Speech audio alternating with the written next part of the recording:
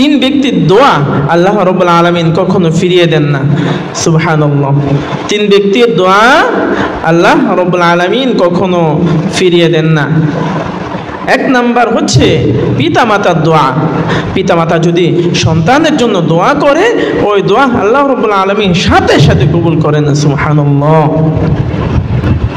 দ্বিতীয়ত, মাজলুম, যে ব্যক্তির উপরে জুলুম করা হয়, মাজলুম ব্যক্তি যদি কখনোই বদদোয়া করে বা দোয়া করে, ওই দোয়া আল্লাহ রাব্বুল আলামিন সাথে সাথে কবুল করেন। সুবহানাল্লাহ।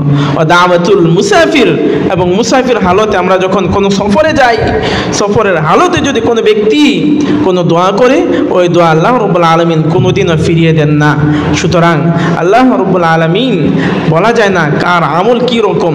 আপনি যে একজনকে গালি দিলেন, আপনি যে একজনের সাথে খারাপ আচরণ করলেন, আপনি আজকে অনেক ক্ষমতা দেখাইলেন, এই ক্ষমতা তো চিরস্থায়ী না। আমরা কি দুনিয়াতে চিরদিন থাকবো? থাকবো না। আমরা হচ্ছে মুসাফির। আমরা দুনিয়াতে কি মুসাফির। আপনি দেখেন না, গাড়িতে উঠলে একটু পরে আপনি উঠলেন, দেখলেন যে কিছু মানুষ নেমে যাচ্ছে, আবার কিছু উঠতেছে, কিছু মানুষ নামছে, কিছু মানুষ উঠতেছে।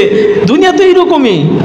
কিছু মানুষ দুনিয়া থেকে চলে যাচ্ছে, আবার কিছু ভূমিষ্ঠ হচ্ছে, মানুষগুলো দুনিয়াতে আসছে আবার যাচ্ছে। এই যে খেলা, আপনার কি কোনো নির্দিষ্ট করা আছে যে আপনি এত বছর বাঁচবেন?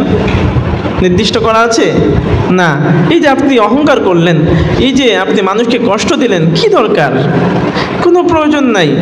আপনি মানুষকে কষ্ট দিয়ে, হয়তো আপনার শক্তি আজকে বেশি, একসময় থাকবে না আপনার শক্তি।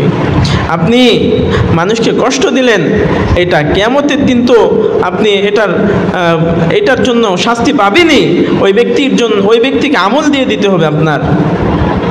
আর দুনিয়াতেও আপনি লাঞ্ছিত হবেন, অপমানিত হবেন। ওই যে ওই ব্যক্তি দোয়া করছে যে আল্লাহ, যে ব্যক্তি আমাকে কষ্ট দিয়েছে আপনিও তাকে কষ্ট দেন, যদি এরকম দোয়া করে, তাহলে তো আপনি অবশ্যই কষ্ট পেয়ে দুনিয়া থেকে চলে যাবেন।